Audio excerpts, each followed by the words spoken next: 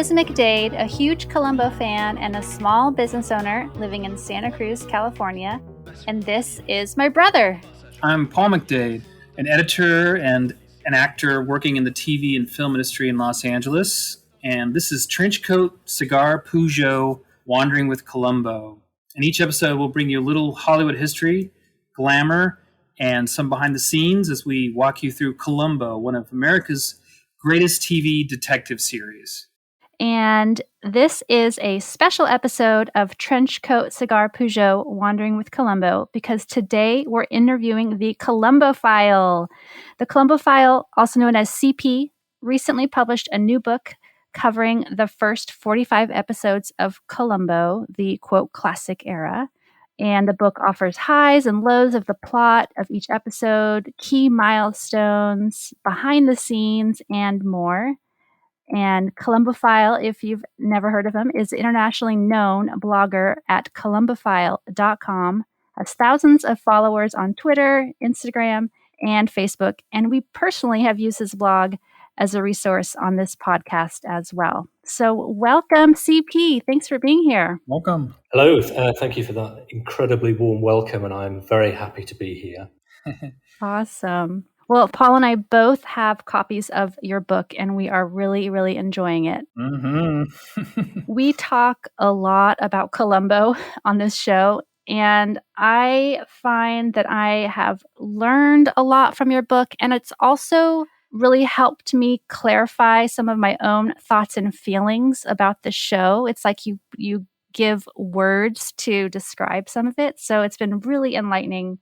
And I really have been enjoying it, and I would recommend any Columbo fan check it out. Oh, thank you. That's, again, very nice of you. So that is certainly what I hoped to achieve with the book, that it helps even enlighten people who are firm fans of the show. Yeah, absolutely. Well, I'd love to take the listeners back to learn a little bit about your connection to Columbo and how you ended up, writing so much about this wonderful TV show. So maybe you could just tell us a little bit of your history with the show. Yes, certainly, yes. And this is actually something I cover in the introduction to the book. So just Columbo is a show I have sort of happy memories of from childhood. I wasn't an addict to the show. I didn't really know very much about the show, but every once in a while I'd see an episode on TV when I was growing up in Britain. One of the first episodes I remember seeing was the Bye Bye Sky High IQ murder case. I was at my granddad's house on the south coast of Britain. I would have been about 10 years old, and this would have been a rerun of the show in the late 80s. And I just remember being sort of really, really sort of on the edge of my seat during the gotcha scene when, Columbo is tricking Theo Bickle into showing how he did this amazing murder. And I really remember the moment when Bickle is sort of laughing in triumph and then realizes he's been caught out. So sort of like those swings in his emotions really stood out for me. And that's the first episode I remember really watching and enjoying. But a few other episodes stood out in my memory from my youth. So Try and Catch Me with Ruth Gordon. It's such a great episode, so much fun. Yes. Deadly State of Mind with George Hamilton. It's not necessarily the most highly rated episode with fans, but it stood tall in my memory because I think it was almost like the outrageous nature of the second murder, how he sort of phone called her in and under hypnosis, she throws herself off the balcony. And, my dad scoffed at that thing. Well, that's absolutely preposterous. And it may be, but, I could buy into it. And, and if you sort of just accept it for what it is, I think that's a really entertaining episode. And even, Columbo Goes to the Guillotine, I probably would have seen that when it was reasonably new on TV in the late 80s or early 90s if it was on a repeat. And I remember even just being really blown away by that. When Columbo repeated the guy's magic trick, I thought, oh my God, this show's brilliant.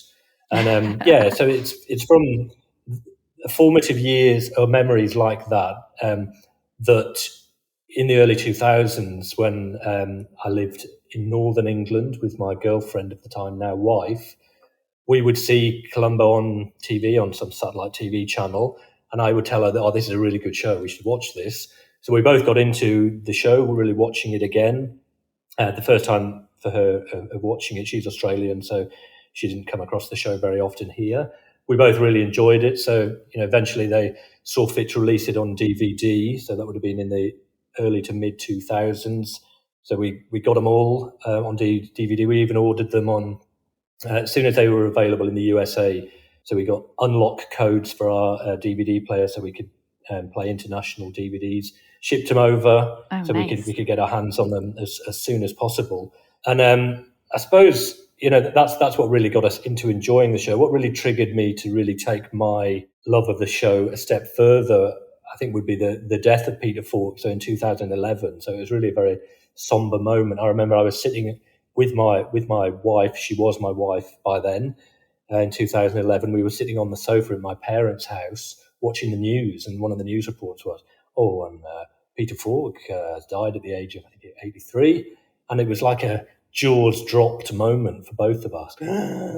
And friends of mine were actually sending me text messages saying, "All right, we've heard the news." And I thought, oh my God, yeah, this is what a blow, because I'd never got to meet Peter, but I was quite close to doing so when he was doing a book tour. I think it was 2008.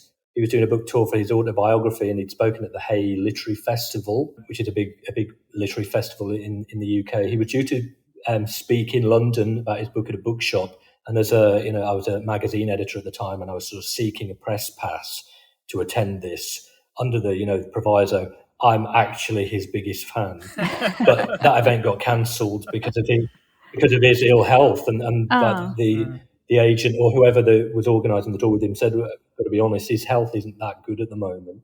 And then it wasn't long after that we were sort of seeing reports in the media of his ill health, and he was wandering, I think, the streets of Beverly Hills, incoherent and sort of alarmed, and it was quite sad to see that. So after he died, I launched my the Columbophile Twitter account. It would have been 2011, and I took the handle of that from Mark Dawidziak's book, The Columbo Space File, which I thought, I can't think of a better Twitter handle than that, and it all went from there. So from Twitter, I found there was a really active sort of online Columbo fandom. We used to have monthly live tweets using a Columbo TV hashtag, and that would trend globally because there were so many people involved and so many tweets being sent on the subject matter.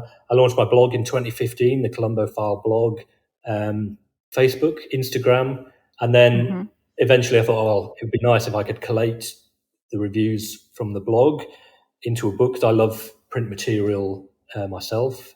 So I started pulling that together in 2019. It ended up being delayed because I incredibly lost the entire second proof of the book. Complete with all my corrections. I did find it more than a year and a half later, but that was such a body blow. I thought, I'm not going to bother. I just can't be bothered to redo all of that. So that got put on the back burner. And then my daughter got diagnosed with cancer in 2021. So everything was on the back burner then until she was well again. But I picked it up again at the start of this year, was in touch with David Koenig, you pronounce his name? Yeah. Because I've been pronouncing it Koenig, which may be wrong. So David Koenig, we've got a good relationship. Yeah, it's Koenig. Yeah, Koenig, yeah. So I was in touch with him, just sort of seeking advice on how to get the book published. And he said, well, let me have a look at it. And his company was happy to publish it from there on. And so, from June to September, I was working hard to meet deadlines for him. And then lo and behold, the book came out. And I'm very pleased with it. So it's been a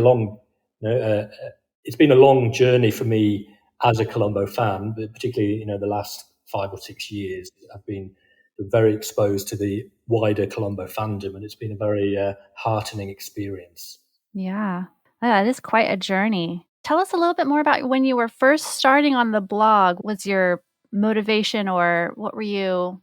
I mean, did you ever envision that you wanted to write a book one day, or have this as kind of your full-time work at this point? It's not. It's something that I do. I spend a good deal of my spare time doing. It's not the equivalent of a full-time job or anything like that. Certainly not in terms of income, although I do earn a bit of pocket money from it. But I've had the time to commit to it for the last 4 years since we moved out to a remote desert location for my wife's work, and in 2019. So since that time, I gave up my day job in the city, and I was able to sort of put a lot more energy into the blog. When I started the blog in 2015. didn't really know what the end result of it was going to be. Certainly didn't have ambitions of writing a book. Had no idea of what the potential audience might be. But it stemmed from the fact that where I lived in Australia, Columbo is not a very well-known show. It's the audience for it would be generally older. I never really worked with anyone who knew the show, or they might have occasionally seen a episode rerun. But it's really the only TV show I really enjoy, or really have bothered with repeat viewing. It's the sort of thing I enjoy discussing, but no one in my actual day life knew anything about the show. So you can't discuss the show in any great level of interest with someone. So I thought, well, if I start blogging about Columbo, then I can sort of scratch that itch that I have. I can say all the things I want to say in however I want to do it, and if there's an audience out there, then they might enjoy getting involved in the conversation as well. And by that time, I already had a reasonably sizable Twitter audience as well, so I would sort of engage in debate with them. Probably, I don't know, I might have had 4,000, 5,000, 6,000 followers at that time. So it was we enjoyed pretty lively discussions on Twitter even then. So I had a distribution channel at least for the articles I was writing. And it just sort of went from there. The first year, I think, I started it in July, and it published a few posts, including probably 1 or 2 episode reviews. I think maybe I had 20,000 page views in that time. The following year, it was 100,000. The following year after that, it was, I don't know how many, hundreds of thousands. Then I reached the 1 million views. Wow. And then last year, 2021, there was nearly 3 million page views over the course of the year. That's impressive. So it's really, I think it was 1.1 million in 2019, and then up to 2.8 million by the end of last year. Probably a little bit less than that this year, because 2021 there wasn't very much content put on the blog, and I'm trying to sort of catch up since then. But there has been a big audience for it, and I've distribution channels now through Instagram, through Facebook as well. Yeah. Certainly didn't know that there was going to be a book in the wings, but quite a few people on the blog, so that there's quite a big community that the comment on the blog, people are very sort of generous with the time they contribute to the blog in terms of putting very full answers or debating the highs and lows of the episodes and aspects of the show. Every so often someone would say, hey, you should really do a book. It would be great to have a book of your collected reviews.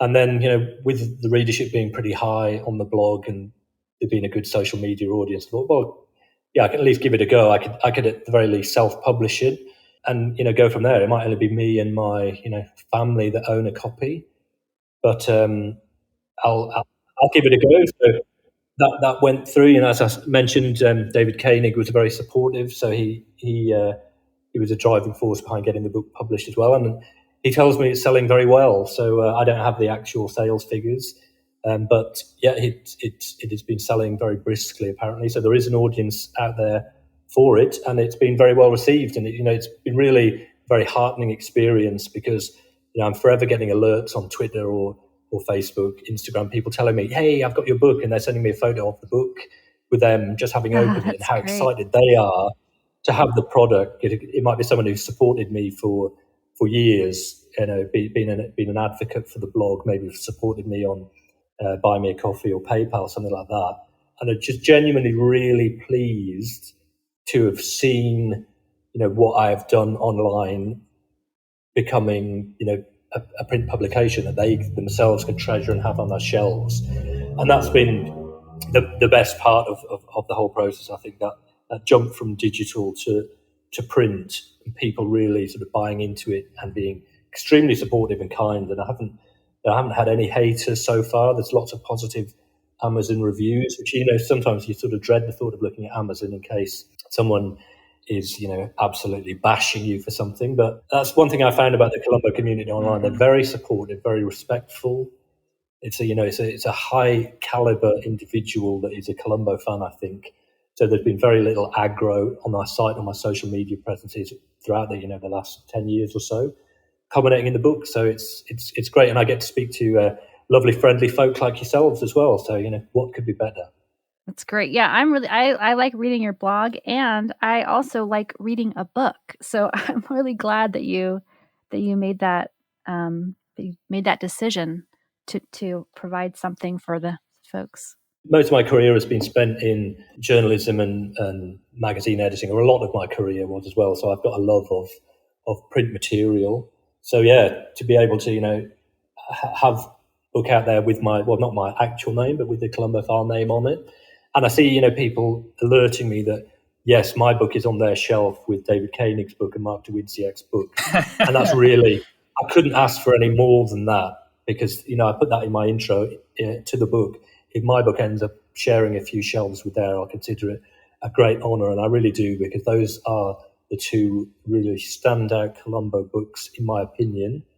And if I'm, keeping company with them, then I'm a very happy fella. Yes, you are. Yeah, I'm looking at your book and Koenig's book right here on my desk. So great. Yeah, I was telling Liz earlier, I haven't read reviews of, like, enjoyed reading reviews of something for several years. I mean, I still read stuff, but I used to read like David Anson's film reviews in Newsweek. Our dad used to get a subscription to that. And then even like going to the library over the years and getting books by Pauline Kael or somebody. I haven't enjoyed reading any book like that since your book. Since I started it, I got it, a couple weeks ago or something. I was wondering, how did you find Theo Solorio? Because I love those illustrations. I think that they are a super unique and perfect companion to your words, to combine into your book. Yeah, well, I'll thank you on Theo's behalf. So yeah, she's fantastic. So known online as Cos Perry, Kosperry. So you can find her on Twitter and Instagram. And she used to be involved in just Columbo conversations online. I think she would have been involved in the Columbo TV live tweets we did on Twitter several years back. It's just like a really creative and sparky and energetic individual in all that she's involved in. So she does cosplays at conventions, that sort of thing, does really unique sort of cartoon style takes on Back to the Future and Columbo. So she did Columbo, Peter Fox as Columbo. So she had a fox character as Columbo. And these villains were all sort of different animals, but you could look at the Carsini cartoon villain and know straight away, oh yeah, that's Carsini, even though it's an animal, not a human. So yeah, just really interesting. And I'd seen that she'd done some sort of not more naturalistic, but I suppose more typical cartoon style illustrations of Columbo occasionally on Twitter and online, which I shared online, and they got a very positive response. So when I started doing, planning the book, and I thought, well, I don't want to. It's going to be difficult, and I can't use screenshots. I won't have the copyright for that, but I could get an illustrator to do illustrations for all of the killers in Columbo. Who do I know that could do it? Well, Cosperry could do it. So I was just in touch with her. I think it was back in 2019 we first had the conversation. I said, hey, via Twitter, how do you feel about doing some illustrations for my book? And she straight away was on board with the idea. And so we worked together. I identified screenshots of killers from each episode that I thought, that's a really key moment. That's a very recognizable scene from the episode that someone would associate with that episode and with that villain. She went away and did illustrations of them, as well as illustrations of Columbo from every season. So we've got short, neat Columbo from Prescription Murder all the way through to shaggy-haired Columbo of the later seasons. So yeah, really, really nice to work with her on that. She turned them around. Really, really quick, really excellent work. And if we ever do a sequel to the book, then I would hope she'd be involved in it as well. I think she's California-based, and I'm based in the Central Deserts. So we're hundreds and thousands of miles apart, but we're both Columbo fans. So yeah, she's great, and that I just would encourage any listeners to check out what she does on social media, her illustrations. She's got much bigger following than I have, for example. Just really talented and really just an interesting mind. And I think that's the sort of person you would like to be involved in projects with, almost a kindred spirit, so to speak. So yeah, check out at Cos Perry's work online whenever you can. Yeah, I did a couple of weeks ago or something, and yeah, it's really cool stuff. The animal stuff you were talking about, yeah, it's really neat. I discovered that you had some favorite potential actors as villains for Columbo, and I thought they were really cool, like Roger Moore, DeForest Kelley, with him, and Peter Cushing. I just thought that was superb and interesting. This is a little different, and I don't want you to reveal full details if you have this or have had this in your mind, but I was just curious if you have thought of other potential storylines that Peter Falk as Columbo would have been a cool universe or a cool episode that he would have entered. Did that ever occur to you, or you think about that?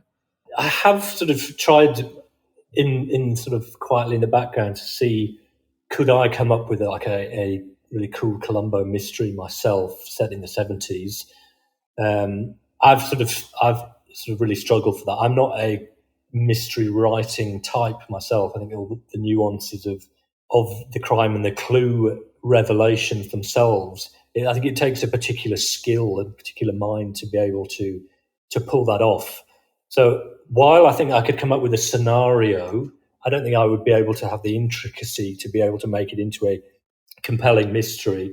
There was a time when I sort of had I was sort of thinking, if Columbo was rebooted today, what type of mystery might he be involved in? And I did have an idea that, I know, some sort of online influencers, rivals, could kill the other and then use sort of TweetDeck to time tweets after the murder, so it looked as if the person was, going about their usual, Friday night preparation for a night out on the Cristal Champagne in some influencer nightclub, only to, not show up at this place when they were expected, even after being tweeted, "Hey, I'm just about to jump in the cab, guys. See you in 10."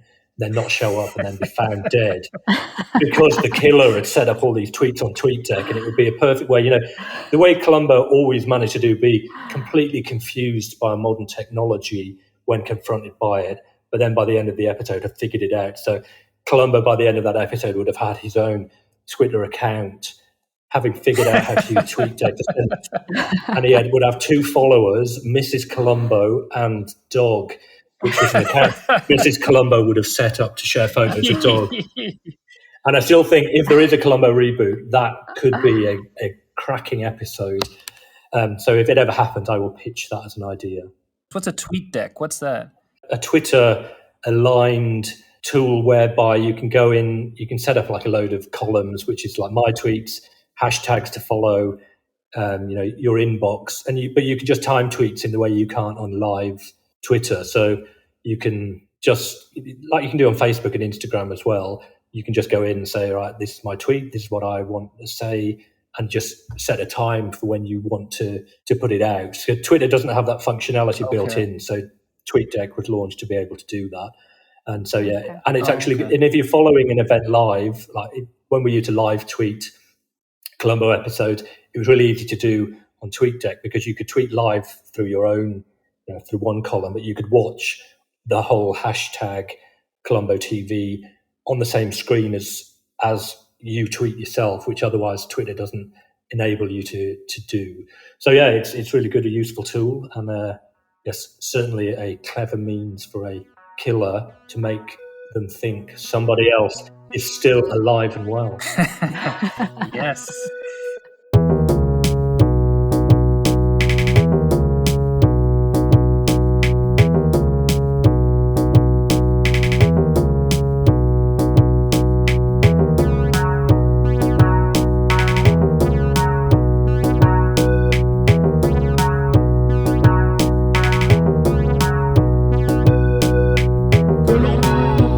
Columbo, trench coat, cigar, là toujours. Columbo,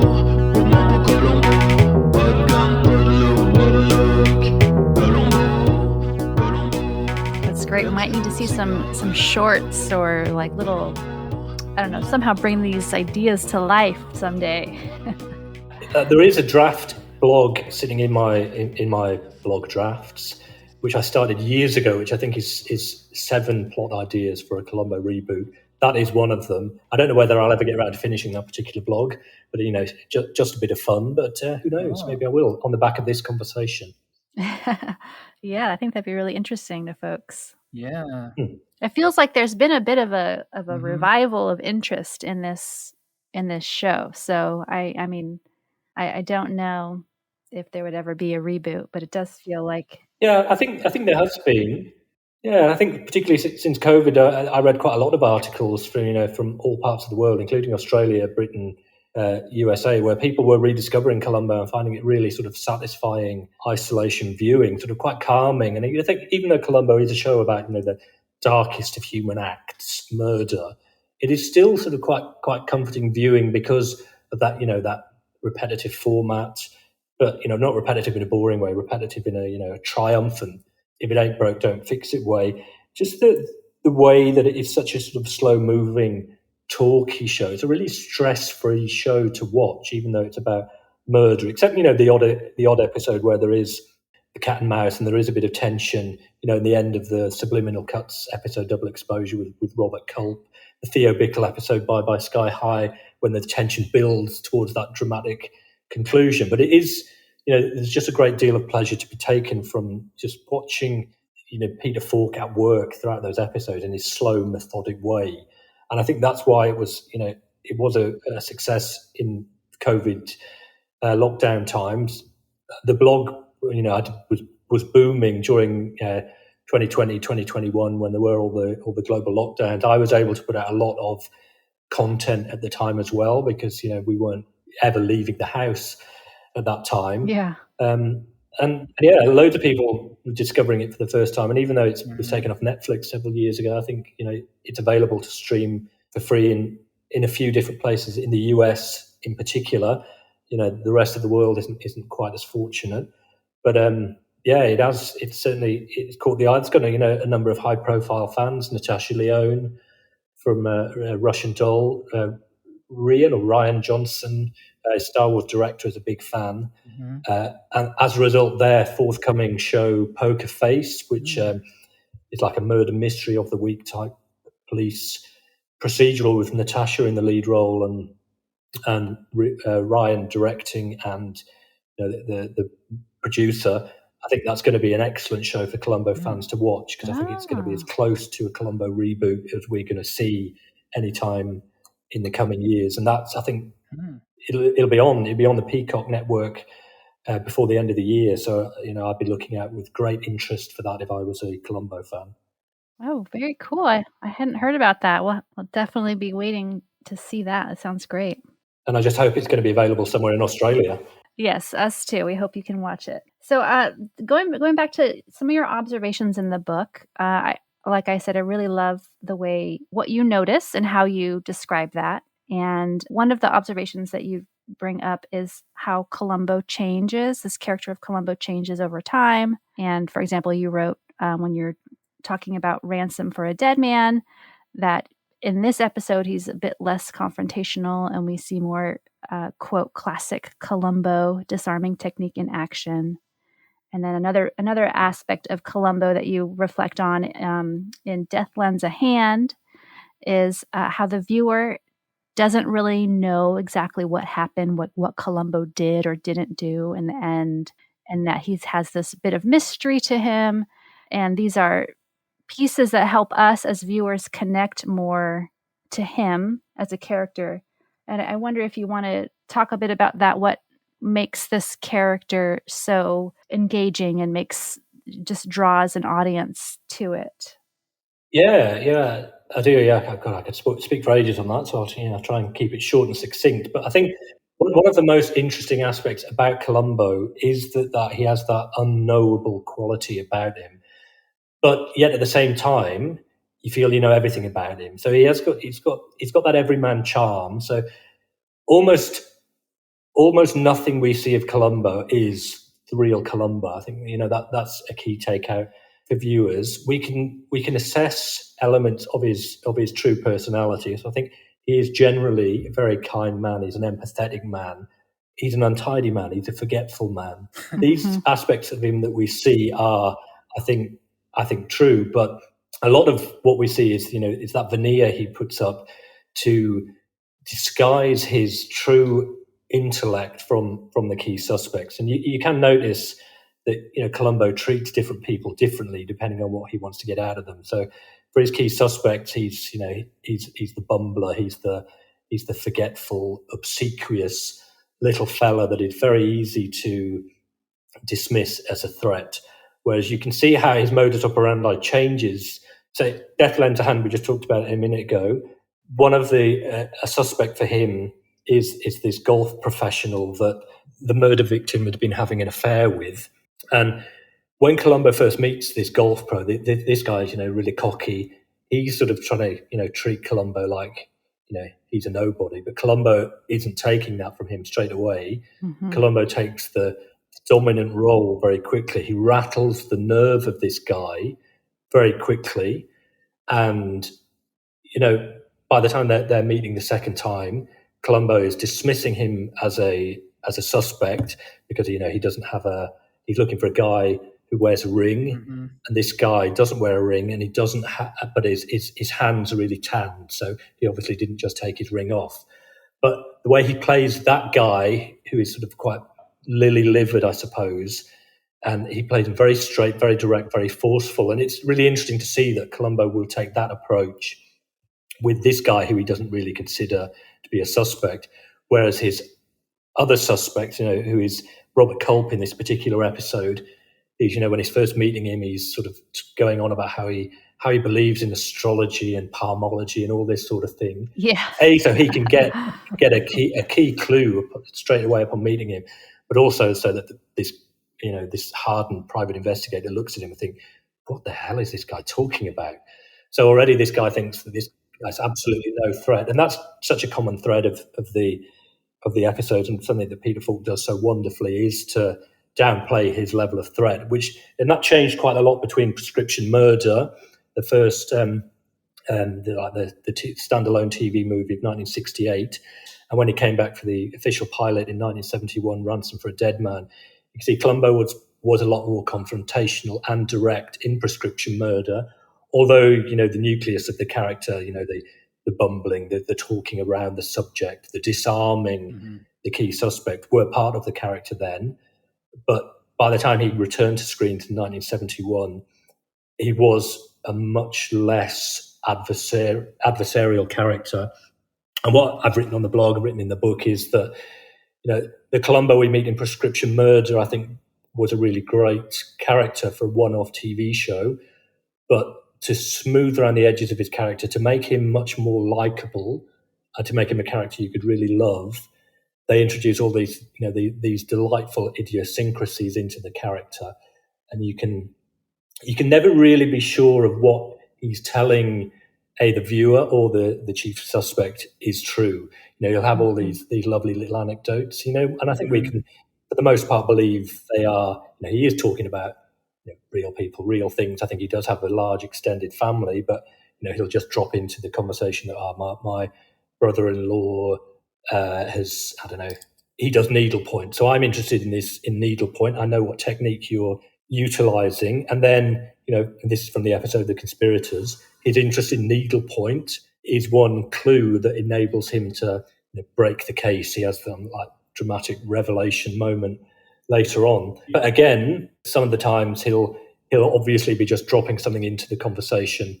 to lull the suspect, like, my dog's lovesick because the Cocker Spaniel next door has moved away, which is a conversation he has with Dick Van Dyke in the episode Negative Reaction, where Dick Van Dyke is playing a photographer, and he's saying, hey, you haven't got a photograph of a Cocker Spaniel anywhere, have you? And Dick Van Dyke is looking at him saying, what are you talking about? No, I don't have a picture of a Cocker Spaniel for your dog.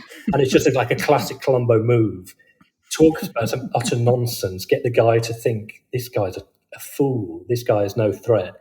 But at the end of the day, he's got you firmly in his sights and he's going to get you. And I think the other thing that is so good about Columbo, there are moments when you do see the true nature of his personality and what he really thinks of another person, namely, one of his key suspects.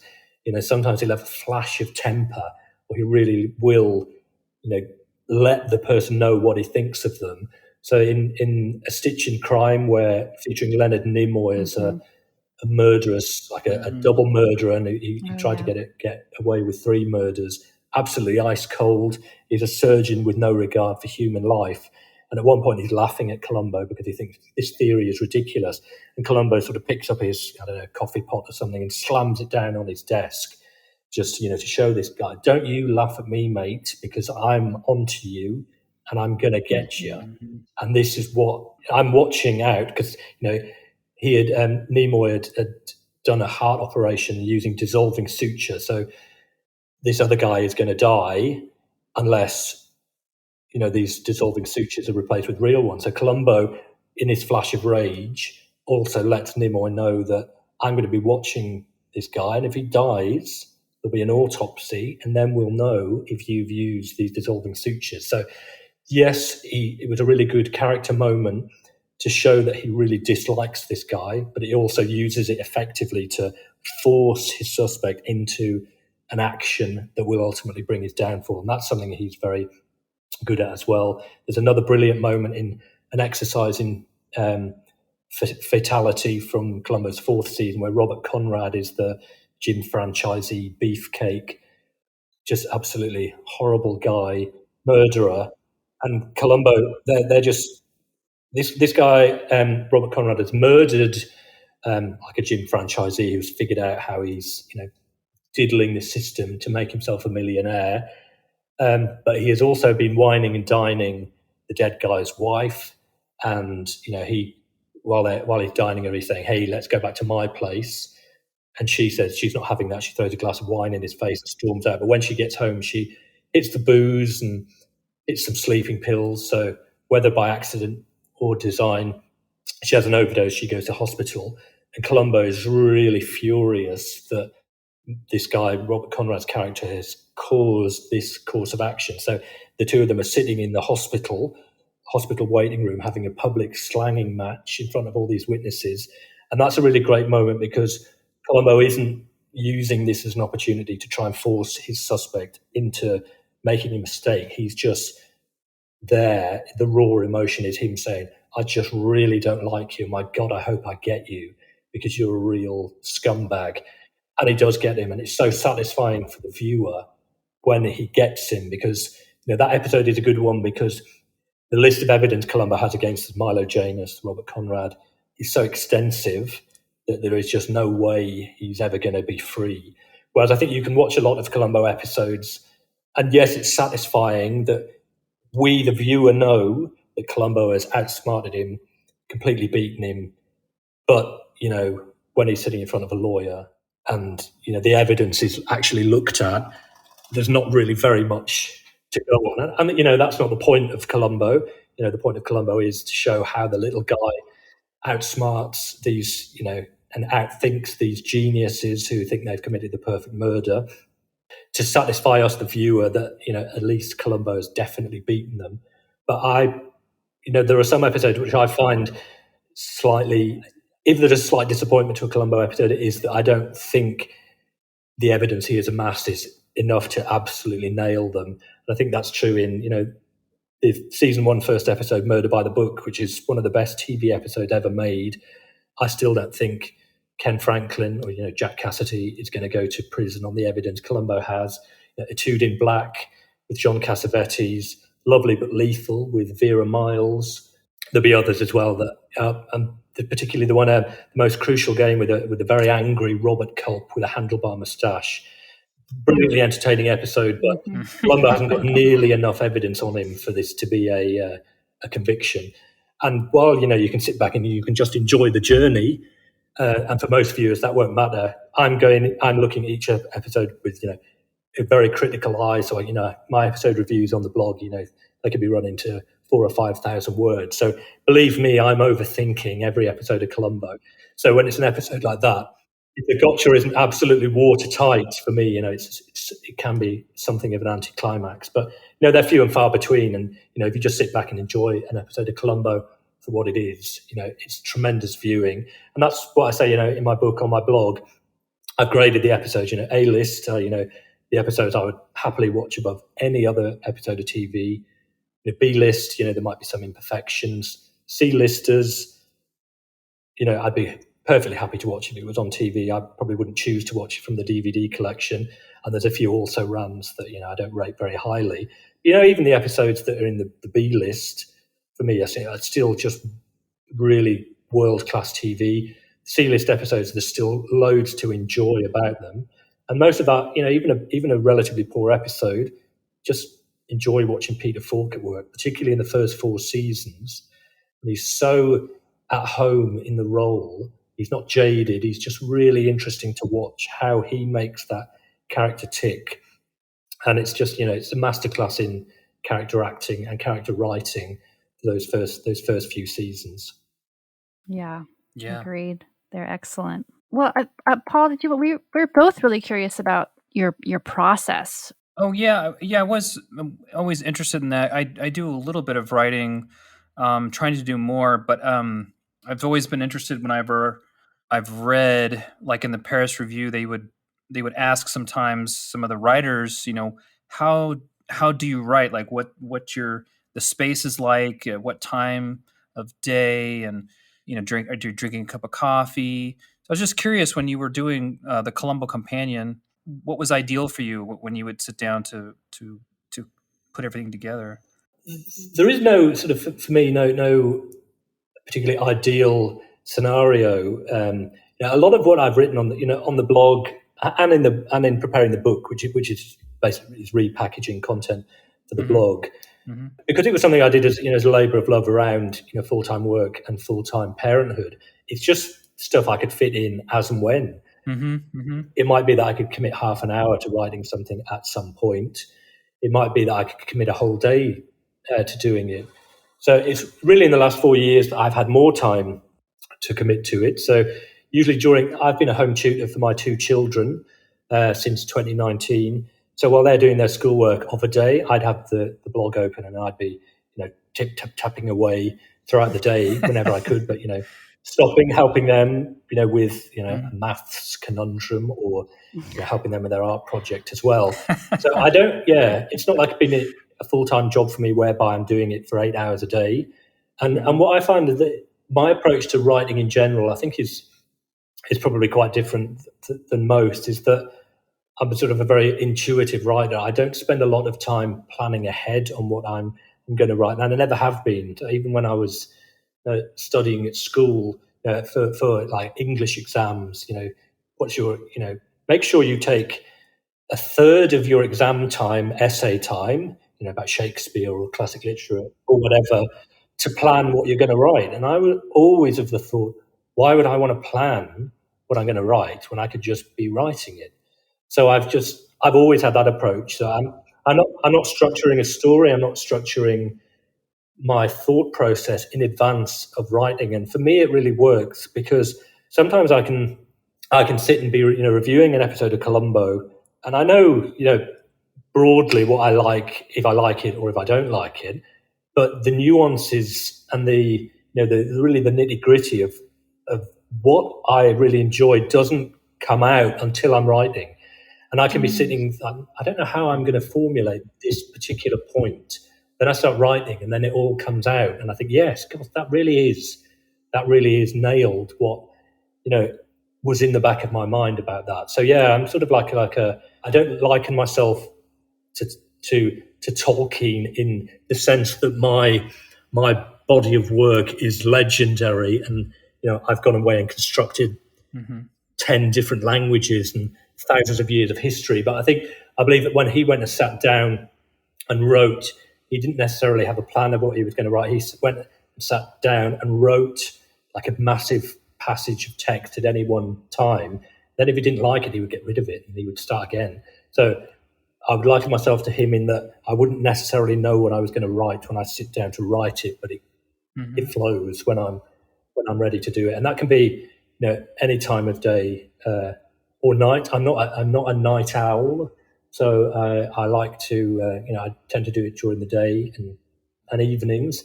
The book process was a bit different in a way because I already had the content. I had to sort of streamline it, particularly because when I write reviews for the blog, I sort of write quite a long episode overview as well, because I figure that the reader of that episode might not have seen that review. They might not have seen that episode for a long time, so they might need to be reminded of all of the minutiae of the plot. For the book, the aim was it for more to be an immediate companion to the viewing experience. So the episode is fresh in your head when you pick up the book to review my analysis. So I really streamlined the episode plot. So it's just a very brief synopsis of the actual murder and the gotcha, and the rest of it is the analysis. So that, actually sort of streamlining that process was quite useful as well, because I'm sort of used to writing as much as I want. So being able to sort of, streamline it, try and get it down to sort of 2 or 3 paragraphs, the main points of the episode, before I go into analysing the details of it, was it's quite a nice discipline to have. But the good thing about being your own boss, I suppose, in terms of the blog, is I can write as much as I want or as little as I want. I can commit as much time or as little time as possible as I want to writing, as long as I get the content out there on a reasonably regular basis. I must say that the blog has taken a little bit of the back seat in the second half of this year so far, just because I've been finishing the book and then trying to promote the book and just generally enjoy having a book out there. I'm lucky to have some contributors to the blog that who are very good writers themselves, and also big Columbo fans that are willing to go and write very in-depth, well-researched articles about aspects of the show that I just have not got time to go near. For example, very in-depth analysis of Columbo versus Sherlock Holmes, similarities and differences between the two. Oh, wow. Or the same writer, Glenn Stewart's his name. He may listen to this podcast at some point. He also went away and looked at phone records and how it worked in the 70s. Because in my episode reviews, I might think there's a real discrepancy here between how Columbo the show uses phone records. So in one episode, it seems to be really damning. In another, what seems to the viewer to be really damning is completely glossed over in the show. But he went and researched how phone records work. So there actually weren't discrepancies in the show. That was just how the phone system worked in case if it was a local call or a distance call. So it's the sort of thing that is really interesting if you're very interested in the show itself. Yeah. So I'm lucky to have a couple of contributors, Rich Weil and Glenn Stewart. Big up to them if they're listening, because they're very intelligent chaps who are very willing to put in a lot of background research into some very detailed articles. But it's really good content for the really sort of niche Columbo fan who can't get enough of it. So there's something for everyone on the blog. The episode reviews, but also I write a lot of listicle articles that are very accessible for the more casual fan. But there really is something for everyone there. So hats off to them for assisting me, particularly this year and last year when I didn't have as much time to commit to the cause as I had in previous years. That's great. Yeah, we'll have to check those out, and we'll encourage our listeners to check out your guest posts on your blog. Yeah, I do. I recommend them. Please do.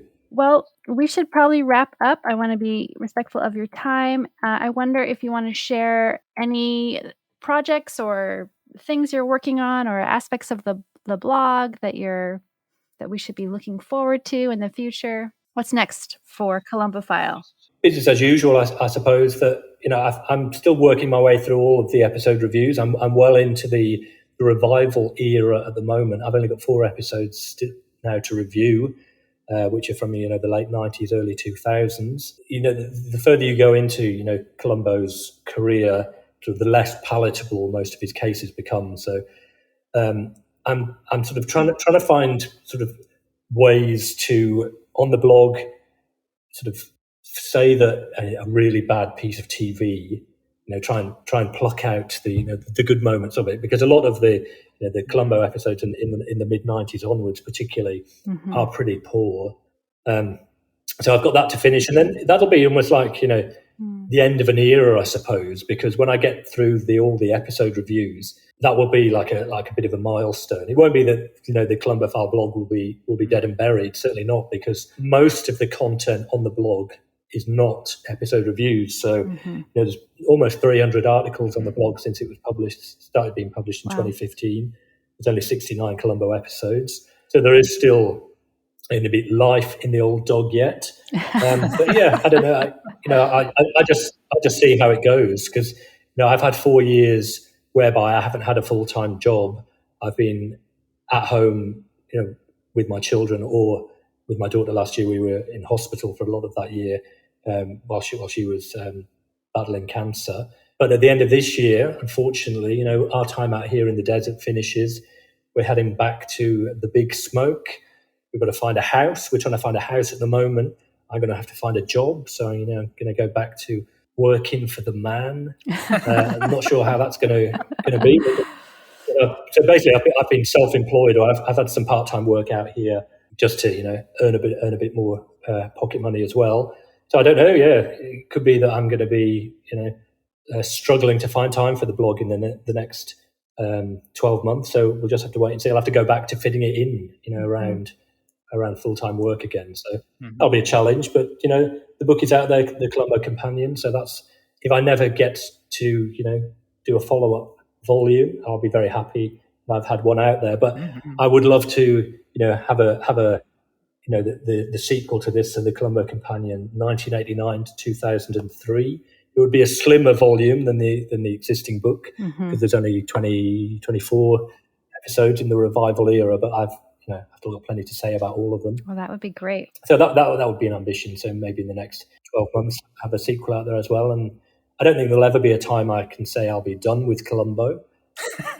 Oh, good. That's what we want to hear. Yeah. Oh, yeah. Well, thank you. But I think there will be a time when, I'm not publishing content on the blog every week, which I pretty much do at the moment, or certainly 3 weeks out of 4 in a month, there will be new content.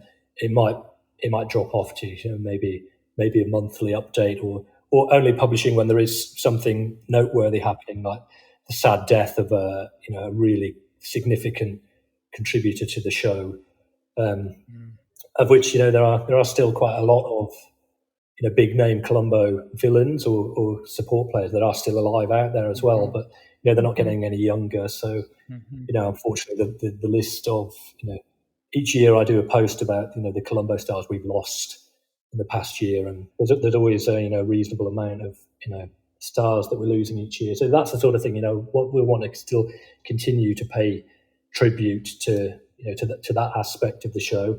But anything else, if there ever is a Columbo reboot, wow, I'm up for it, in the sense that I think, yes, I would be very interested in writing and analysing that as well. But also, any reboot, even if done badly, enhances the interest in the original source material. And that can never be a bad thing, Columbo. Although I would like to attach a caveat to that, saying I would not want to see a terrible Columbo reboot, but I think a Columbo reboot done very well with the right cast that is respectful to the source material and written in that same sort of way, where it is very conversational and dialogue based, and in about an intuitive detective. It could still work really well. There is an audience for that. Event TV like that. You could almost have a big screen release of like a reboot Columbo with Mark Ruffalo, for example. If I don't think it'll happen, but if it did, and then have a 6-part series, say on something like Netflix, every couple of years or something like that, it could really work. Don't over expose the character, but done well. A few episodes here and there, high quality with all-star cast like the show used to have. It could still really be brilliant, and then that would bring more people back to discovering the Peter Falk original. And like I said, that could never be a bad thing.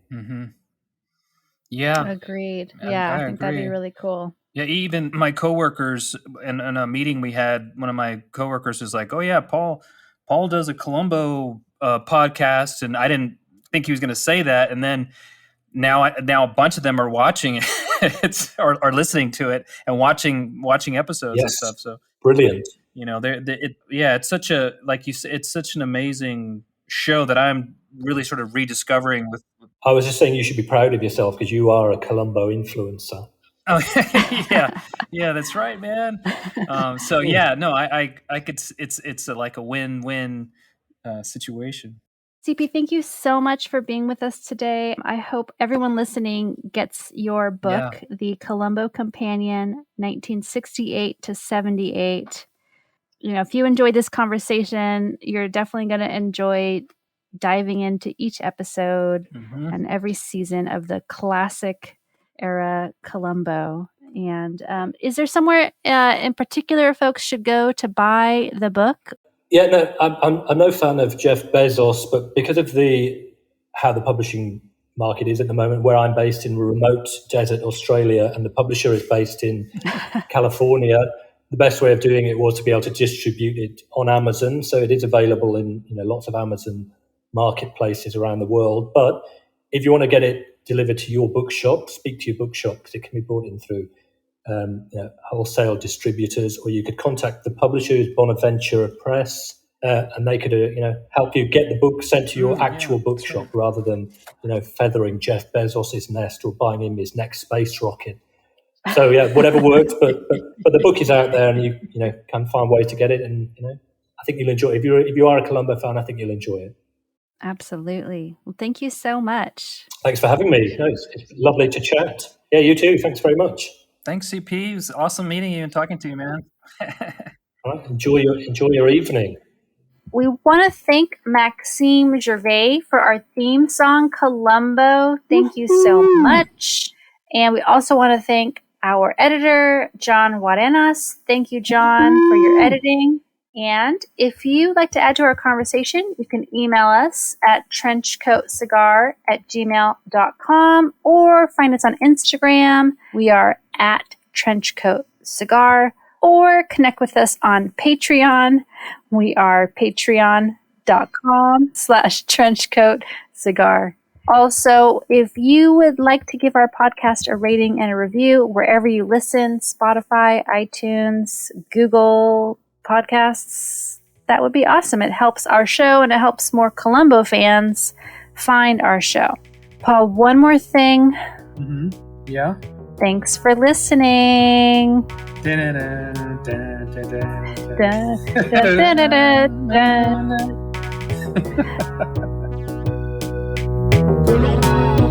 Columbo, French coat, cigare, là toujours. Columbo, au monde pour Columbo, pas de gun, pas de look, what a look. Columbo, French coat, cigare, là toujours. Columbo, au monde pour Columbo, pas de gun, pas de look, what a look. Passion meurtrière, folie passagère, rien à foutre devant l'expertise policière. T'avais un plan sans faille, pensez à chaque détail. L'inspecteur Columbo pensera toujours